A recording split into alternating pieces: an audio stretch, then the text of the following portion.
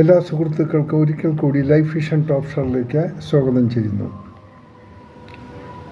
ഇന്ന് നമ്മൾ മുമ്പ് ചെയ്തൊരു വീഡിയോയുടെ കണ്ടിന്യൂറ്റിയാണ്. അതായത് ആയിൽ നടന്ന ലാവിഷ് ടെക്സ്റ്റൈൽസിൽ ഉണ്ടായ ഒരു സംഭവത്തെക്കുറിച്ചാണ് വീണ്ടും ഈ വീഡിയോ ചെയ്യേണ്ടി വരുന്നത്.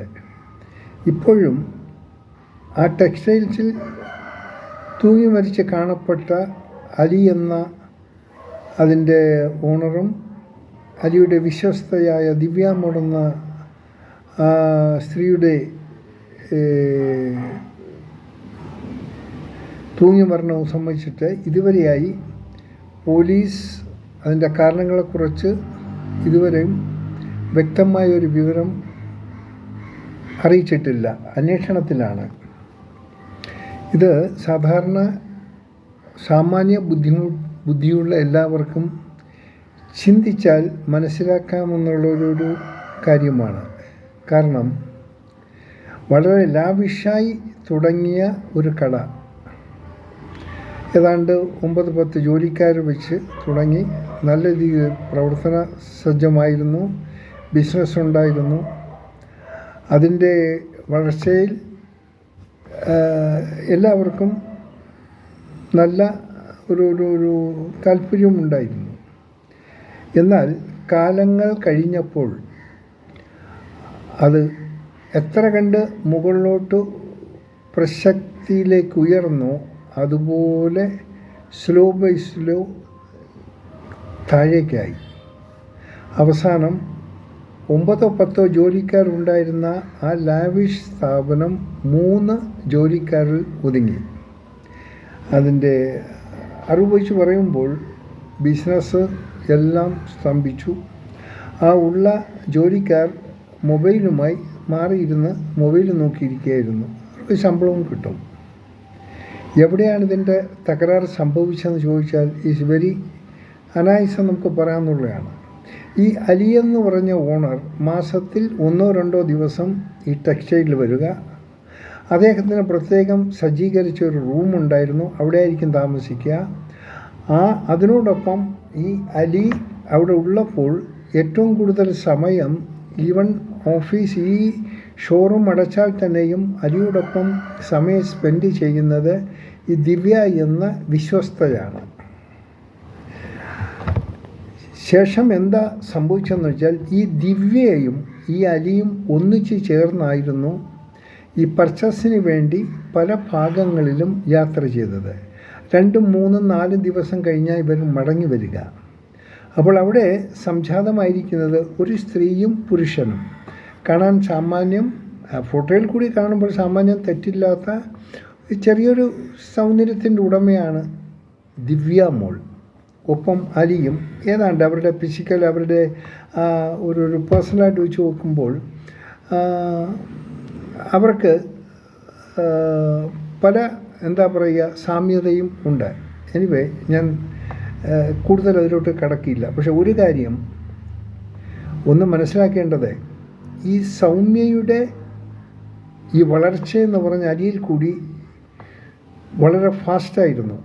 ഒരു സാധാരണ ഒരു സെയിൽസ് ഗേളായി വന്നു അവസാനം ഒരു സ്ഥാപനത്തിൻ്റെ മൊത്തം കൺട്രോൾ ഏറ്റെടുക്കുക എന്ന് പറഞ്ഞാൽ അത്ര ഈസി ആയിട്ടുള്ള കാര്യമല്ല. അതിന് വേണ്ട എല്ലാ പ്രചോദനങ്ങളും അതിനുവേണ്ടിയുള്ള എല്ലാ സപ്പോർട്ടും ചെയ്തത് അതിൻ്റെ ഓണറായ അലി തന്നെയാണ്. അവസാനം അവർ തമ്മിലുള്ള യാത്രകൾ ഇതെല്ലാം ഒരു നോർമലായി മാറി. അതിനോടൊപ്പം അവർ പരസ്പരമുള്ള വിശ്വാസം ഒത്തിരി വർദ്ധിച്ചു.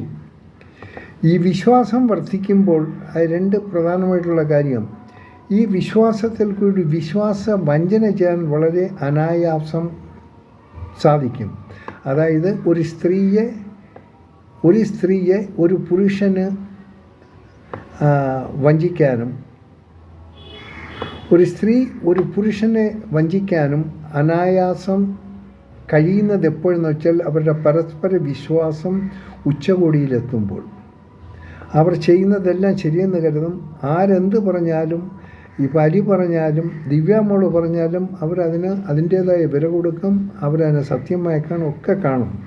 പക്ഷേ ഈ സമയത്താണ് ഈ ദിവ്യാമോൾ സ്വന്തമായി അവരുടെ വരുമാനത്തിൽ സാധിക്കാത്ത ഒരു സംവിധാനം, അതായത് അവർ വീട് കൺസ്ട്രക്ഷൻ ചെയ്തു, അതിൻ്റെ ഫിനിഷിംഗ് വർക്കൊക്കെ ആയിരുന്നു. ഇതിൻ്റെ സാമ്പത്തിക സ്രോതസ് എങ്ങനെ എവിടെ നിന്നുണ്ടാക്കി എന്ന് ചോദിച്ചാൽ ഇറ്റ് ഈസ് വെരി സിമ്പിൾ. ഈ ദിവ്യാമോളുടെ ഹസ്ബൻഡ് ഒരു ചെറിയൊരു സ്ഥാപനത്തിൽ ചെറിയ ശമ്പളത്തിൽ ജോലി ചെയ്യുകയാണ്. ഭാര്യ മറ്റൊരു സ്ഥാപനത്തിൽ വർക്ക് ചെയ്യുന്നു. എന്തായാലും ഒരു വീട്, തെറ്റില്ലാത്തൊരു വീട് എങ്ങനെ ഒരു 50 ലക്ഷം രൂപയിലെ സാമാന്യ ഒരു വീട് തീർക്കുക, മിനിമം 30 lakhs. പക്ഷേ ഈ 30 lakhs കണ്ടെത്തുന്നതിനൊരു സ്രോതസ് ദിവ്യയ്ക്ക് എവിടെ നിന്നുണ്ട്? ആകെ ഉള്ള ഒരേ ഒരു ഇതെന്ന് പറഞ്ഞാൽ അവർ ജോലി ചെയ്യുന്ന സ്ഥാപനം. ആ ജോലി ചെയ്യുന്ന സ്ഥാപനം ഏറ്റവും മുകളിൽ നല്ല രീതിയിൽ നടന്നിരിക്കുമ്പോൾ സ്റ്റെപ്പ് ബൈ സ്റ്റെപ്പ് അത് കീഴോട്ട് വരുമ്പോൾ അവിടെ എന്തൊക്കെയോ അപാകതകൾ സംഭവിച്ചിരിക്കുന്നു.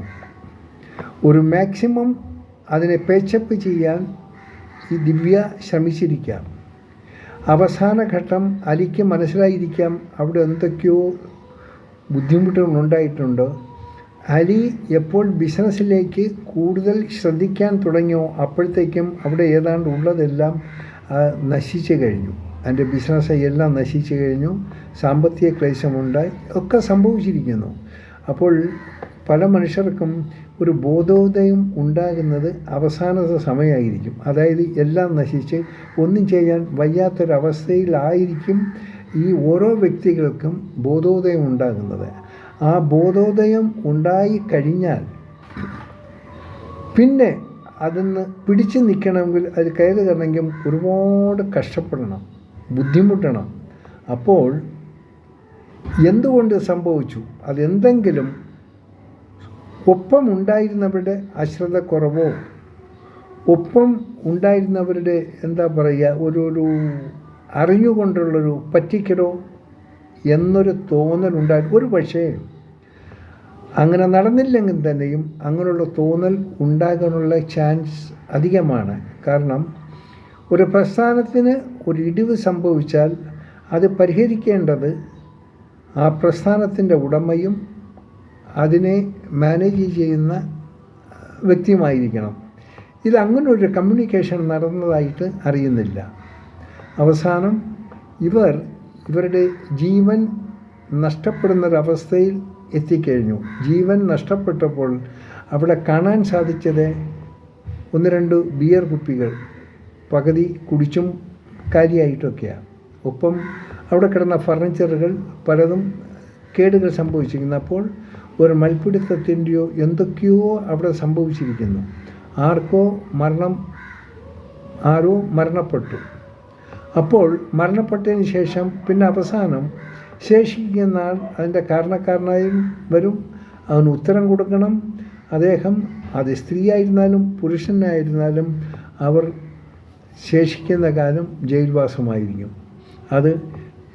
അത് നാം വിചാരിക്കുന്ന രീതിയിലായില്ല. അതിൻ്റെ ആ ആഫ്റ്റർ എഫക്റ്റിനെ കുറിച്ച് മനസ്സിലാക്കി, അതായത് ഒരാൾ മരണപ്പെട്ട് ശേഷിക്കുന്ന ആൾ ചിന്തിച്ചിരിക്കാം, ഇത് നമ്മുടെ കയ്യിൽ ഒതുങ്ങുന്നില്ല, എല്ലാം നശിച്ചു, ഇനി ഇതിന്ന് രക്ഷപ്പെടാൻ പറ്റില്ല, എൻ്റെ ജീവനും എൻ്റെ ഇതും എല്ലാം നശിച്ചു, ഇനി ജീവിക്കുന്ന അർത്ഥമില്ല എന്നുള്ള ഒരു നിഗമനത്തിലെത്തുന്നു.